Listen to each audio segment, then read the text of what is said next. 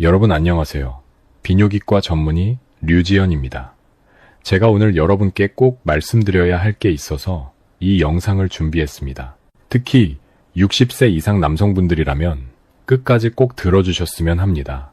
2004년 미국 비뇨기 과학회지에 발표된 하버드 의대 연구에 따르면 한 달에 21번 이상 사정하는 남성은 그렇지 않은 남성에 비해 전립선암 발병률이 30% 낮았다고 합니다.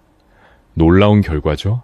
그런데 더 놀라운 건 이런 중요한 정보를 아시는 분들이 거의 없다는 겁니다. 저는 30년 넘게 비뇨기과 의사로 일하면서 수많은 환자분들을 만났습니다.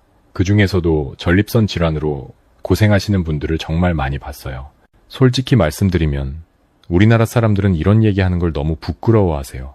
특히 자위행위에 대해서는 더욱 그렇고요. 하지만 의학적으로 봤을 때 이건 건강을 지키는 중요한 방법 중 하나입니다.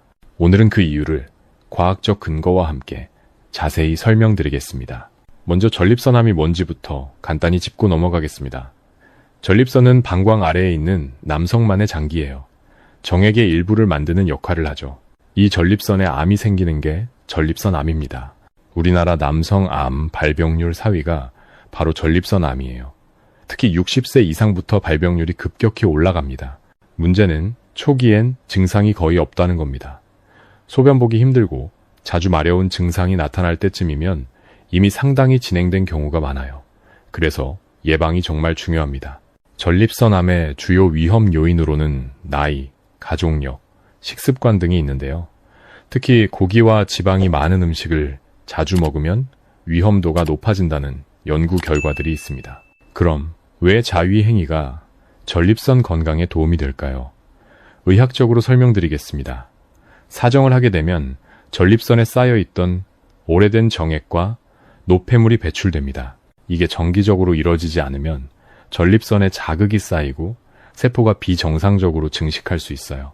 그래서 규칙적인 사정이 전립선 세포를 정상적으로 유지하는 데 중요한 역할을 합니다. 제가 앞서 말씀드린 하버드 의대 연구는 32,000명의 남성을 18년간 추적 조사한 대규모 연구였습니다. 이 연구에서 한 달에 21번 이상 사정하는 남성들의 전립선암 발병 위험이 확실히 낮다는 게 확인됐어요. 이건 자위행위든 성관계든 상관없이 사정 횟수 자체가 중요하다는 뜻입니다. 또 다른 연구들도 비슷한 결과를 보여줍니다. 2016년 유럽 비뇨기 과학회에서 발표된 연구에서도 정기적인 사정이 전립선 염증을 줄이고 전립선액의 정체를 막는다는 게 입증됐어요. 게다가 사정할 때 분비되는 호르몬들은 스트레스를 줄여주고 정신 건강에도 좋습니다. 스트레스가 암 발병 위험을 높인다는 건 이미 잘 알려진 사실이죠. 제가 30년 넘게 진료하면서 느낀 건 자위행위에 대한 오해가 정말 많다는 겁니다. 우리 사회에서는 이걸 부끄럽고 불건전한 것으로 여기는 경향이 있어요. 특히 나이 드신 분들은 더욱 그렇죠. 하지만 의학적으로는 오히려 건강을 증진시키는 행위입니다. 특히 60세 이상 남성분들에게는 전립선암 위험을 줄이는 중요한 예방법이 될 수 있어요. 물론 자위행위만으로는 부족합니다.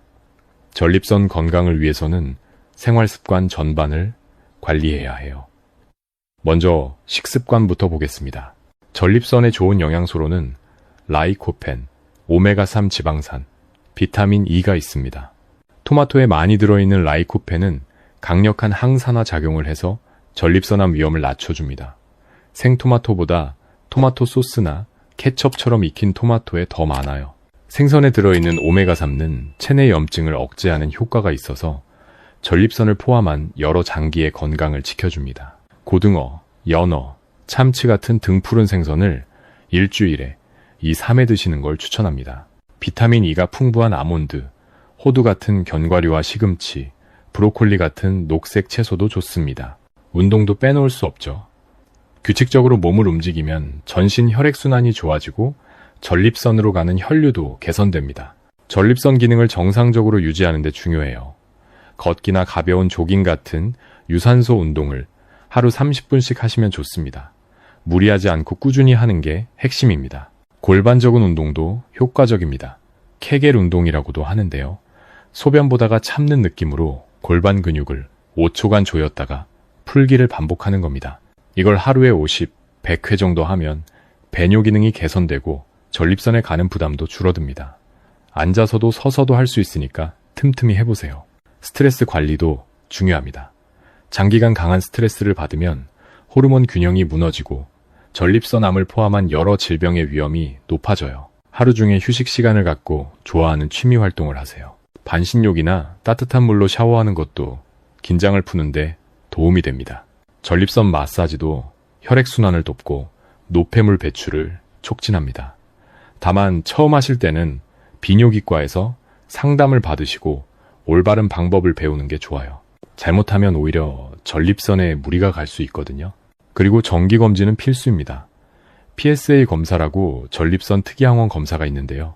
혈액검사로 간단하게 할 수 있어요. 50세 이상이면 1년에 한 번씩, 가족력이 있으면 40대부터 받으시는 걸 권합니다. 조기 발견하면 완치율이 90% 이상이니까 꼭 챙기세요. 자, 이제 자위행위에 대한 흔한 오해들을 풀어보겠습니다. 첫 번째, 자주 하면 성기능이 떨어진다? 이건 완전히 잘못된 얘기예요. 오히려 적당한 자위행위는 성기능을 유지하는 데 도움이 됩니다. 사정으로 전립선이 자극받으면 전립선 기능이 활성화되고 성기능 저하를 막아줍니다. 혈류가 좋아지면서 발기부전 예방에도 효과가 있고요. 두 번째, 정신적으로 나쁜 영향을 준다? 이것도 근거 없는 얘기입니다. 적당한 자위행위는 오히려 릴렉스 효과를 주고 스트레스를 줄여줘요. 성적 욕구를 해소함으로써 정신적 안정을 얻고 심신의 균형을 유지할 수 있습니다. 불안이나 짜증 같은 부정적 감정도 완화되고요. 세 번째, 나이 들면 할 필요 없다? 제 30년 경험으로 말씀드리면 오히려 고령자일수록 규칙적으로 하시는 게 좋습니다.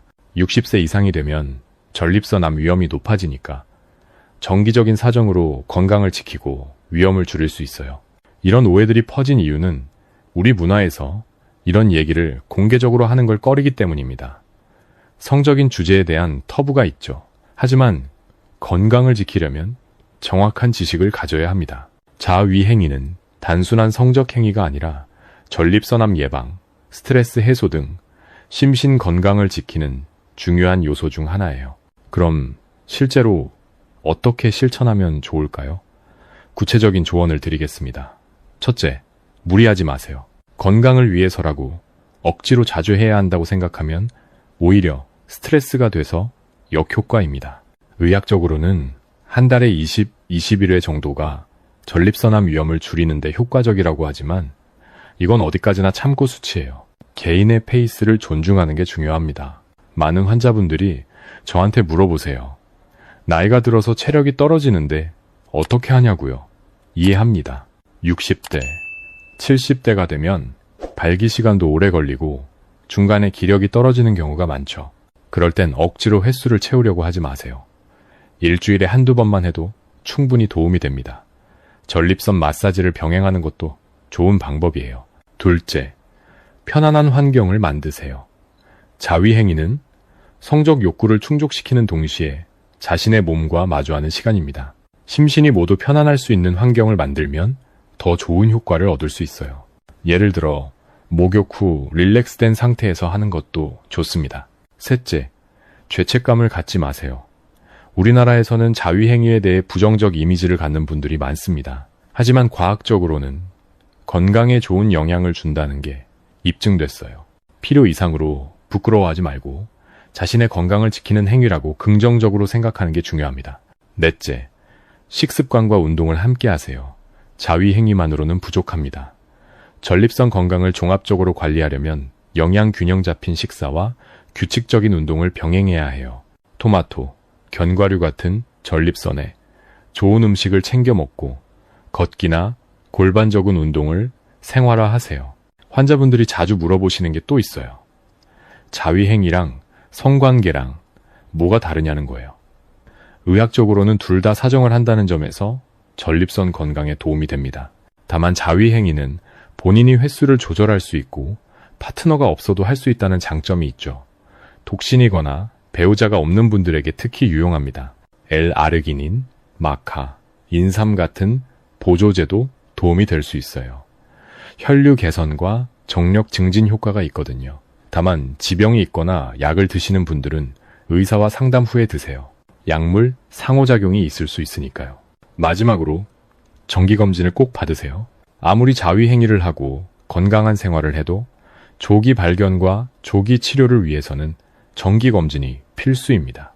60세 넘으면 전립선암 위험이 높아지니까 PSA 검사를 1년에 한 번은 꼭 받으시길 바랍니다. 여러분, 오늘 영상에서 저는 전립선암 위험을 줄이는 중요한 방법으로 자위행위의 역할과 건강한 생활 습관에 대해 말씀드렸습니다. 60세 이상 남성분들에게 규칙적인 사정은 과학적으로도 효과가 입증된 예방법입니다. 자위행위에 대한 사회적 편견과 오해가 많지만 실제로는 신체적, 정신적 건강에 큰 이점을 가져다주는 행위예요.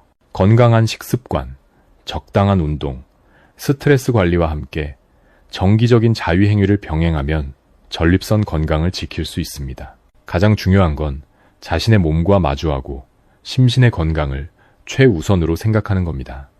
전립선 관리는 예방이 제일 중요해요.